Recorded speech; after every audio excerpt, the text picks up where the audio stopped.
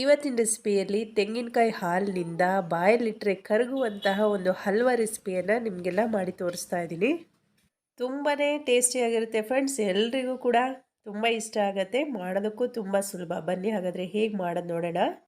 ನೋಡಿ ಫ್ರೆಂಡ್ಸ್, ನಾನು ಇಲ್ಲಿ ಒಂದು ತೆಂಗಿನಕಾಯಿ ತೊಗೊಂಡಿದ್ದೀನಿ. ಸುಮಾರು ಒಂದು ಮೀಡಿಯಮ್ ಸೈಜ್ ತೆಂಗಿನಕಾಯಿ. ಅದರ ಮೇಲ್ಗಡೆ ಇರುವಂತಹ ಚಿಪ್ಪನ್ನೆಲ್ಲ ತೆಗೆದು ಈ ರೀತಿ ಎತ್ತಿಟ್ಕೊಂಡಿದ್ದೀನಿ. ಈಗ ಈ ಮೇಲ್ಗಡೆ ಭಾಗ ಇರುತ್ತಲ್ಲ ತೆಂಗಿನಕಾಯ್ದು, ಇದನ್ನು ಕೂಡ ತೆಗಿತಾ ಇದ್ದೀನಿ ಒಂದು ಪೀಲರ್ನಿಂದ. ಯಾಕೆ ಅಂದರೆ ನಮಗೆ ಬಿಳಿ ಕಲರ್ನ ಒಂದು ಹಲ್ವಾ ರೆಡಿ ಆಗುತ್ತೆ. ನೋಡೋದಕ್ಕೂ ತುಂಬ ಚೆನ್ನಾಗಿರುತ್ತೆ. ಅದರಿಂದ ಇದರ ಮೇಲ್ಗಡೆ ಇರುವಂತಹ ಸಿಪ್ಪೆಯನ್ನೆಲ್ಲ ತೆಗಿತಾ ಇದ್ದೀನಿ ನಾನು. ತೆಂಗಿನಕಾಯಿ ಮೇಲ್ಗಡೆ ಇರುವಂತಹ ಕಪ್ಪು ಭಾಗನೆಲ್ಲ ತೆಗೆದಾಗಿದೆ. ಈಗ ಇದನ್ನು ಸಣ್ಣದಾಗಿ ಕಟ್ ಮಾಡ್ಕೊಳ್ಳೋಣ. ನಾವು ಮಿಕ್ಸಿ ಮಾಡ್ಕೊಳ್ಳೋದಕ್ಕೆ ಈಸಿ ಆಗುತ್ತೆ. ನೋಡಿ, ಎಲ್ಲನೂ ಕೂಡ ಈ ರೀತಿ ಸಣ್ಣದಾಗಿ ಕಟ್ ಮಾಡ್ಕೊಳ್ತಾ ಇದ್ದೀನಿ.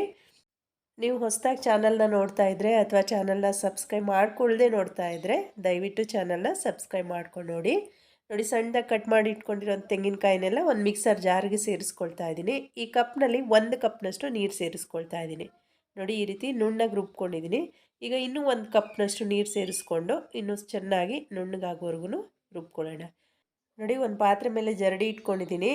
ಈಸಿ ಆಗಲಿ ಈ ತೆಂಗಿನಕಾಯಿ ಹಾಲನ್ನ ತೆಗಿಲಿಕ್ಕೆ ಅಂಥೇಳಿ ಒಂದು ತೆಳುವಾದ ಬಟ್ಟೆ ಹಾಕ್ಕೊಂಡು ಅದರ ಮೇಲೆ ರುಬ್ಕೊಂಡಿರುವಂತಹ ತೆಂಗಿನಕಾಯಿನ ಹಾಕ್ಕೊಂಡು ಚೆನ್ನಾಗಿ ಹಿಂಡಿ ತೆಂಗಿನಕಾಯಿ ಹಾಲನ್ನ ತೆಗಿತಾ ಇದ್ದೀನಿ. ರುಬ್ಬುವಾಗ ತುಂಬ ನೀರು ಸೇರಿಸ್ಕೋಬೇಡಿ, ನೋಡ್ಕೊಂಡು ನೀರು ಹಾಕೊಳ್ಳಿ.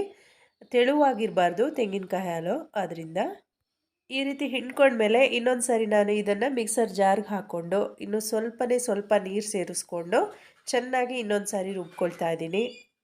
ನೋಡಿ, ಈಗ ಇದಕ್ಕೆ ಸ್ವಲ್ಪ ನೀರು ಸೇರಿಸ್ಕೊಳ್ತಾ ಇದ್ದೀನಿ.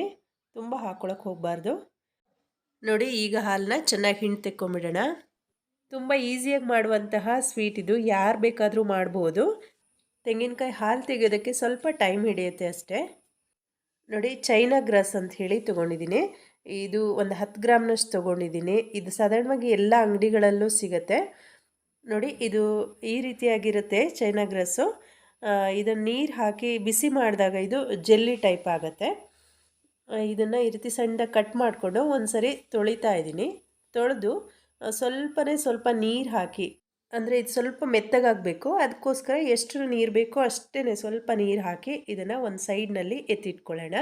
ಒಂದು ಬಾಣಲೆಗೆ ನಾವು ರೆಡಿ ಮಾಡಿ ಇಟ್ಕೊಂಡಿರುವಂತಹ ತೆಂಗಿನಕಾಯಿ ಹಾಲನ್ನ ಈ ಲೋಟದಲ್ಲಿ ಅಳತೆ ಮಾಡಿ ಹಾಕ್ಕೊಳ್ತಾ ಇದ್ದೀನಿ.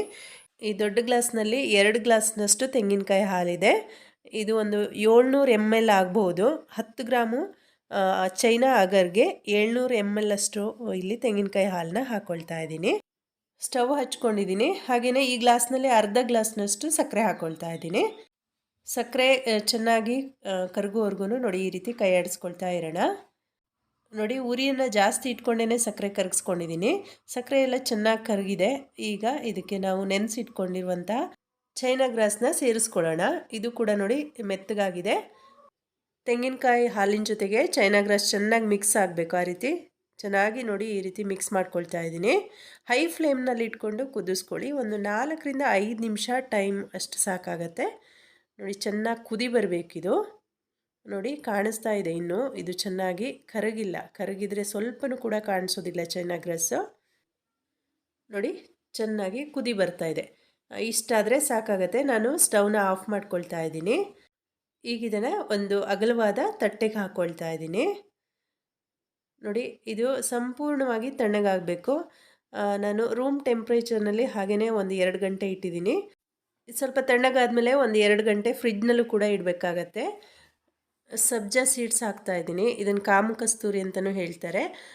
ತುಂಬ ತಂಪಾಗಿರುತ್ತೆ, ಆರೋಗ್ಯಕ್ಕೂ ಒಳ್ಳೆಯದು, ನೋಡೋದಕ್ಕೂ ತುಂಬ ಚೆನ್ನಾಗಿ ಕಾಣುತ್ತೆ ಅಂತ ಹೇಳಿ ಇದರ ಮೇಲ್ಗಡೆ ಸ್ವಲ್ಪ ಹಾಕ್ತಾ ಇದ್ದೀನಿ. ಈಗ ಇದನ್ನು ತಣ್ಣಗಾಗೋದಕ್ಕೆ ಬಿಡೋಣ. ನೋಡಿ, ಇದನ್ನು ಒಂದು 2 ಗಂಟೆ ಫ್ರಿಡ್ಜ್ನಲ್ಲಿ ಇಟ್ಟಿದ್ದೆ. ತಣ್ಣಗಾಗಿದೆ, ನೋಡ್ತಾ ಇದ್ದೀರಲ್ಲ ಎಷ್ಟು ಚೆನ್ನಾಗಿ ಗಟ್ಟಿಯಾಗಿದೆ ಕೂಡ. ತುಂಬ ಚೆನ್ನಾಗಾಗತ್ತೆ. ನೋಡಿ, ಇದನ್ನು ನಮಗೆ ಯಾವ ಶೇಪ್ನಲ್ಲಿ ಬೇಕೋ ಆ ಶೇಪ್ನಲ್ಲಿ ನೀಟಾಗಿ ಕಟ್ ಮಾಡ್ಕೊಳ್ಳೋಣ.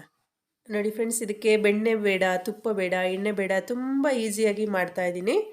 ನೋಡ್ತಾ ಇದ್ದೀರಲ್ಲ, ತುಂಬ ಚೆನ್ನಾಗಿ ಬಂದಿದೆ. ನೋಡೋದಕ್ಕೆ ತುಂಬ ಚೆನ್ನಾಗಿ ಕೂಡ ಕಾಣಿಸ್ತಾ ಇದೆ.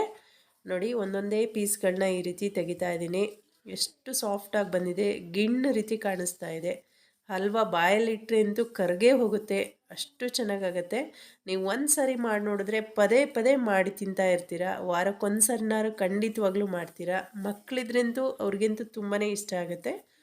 ಬೇಸಿಗೆಯಲ್ಲಂತೂ ಈ ಸ್ವೀಟು ಎಲ್ರಿಗೂ ಇಷ್ಟ ಆಗುತ್ತೆ. ನೀವು ಕೂಡ ಟ್ರೈ ಮಾಡಿ ನೋಡಿ. ಫ್ರಿಡ್ಜ್ನಲ್ಲಿ ಇಟ್ಕೊಂಡು ತಿಂದರೆ ಅದರ ಮಜನೇ ಬೇರೆ ಇರುತ್ತೆ.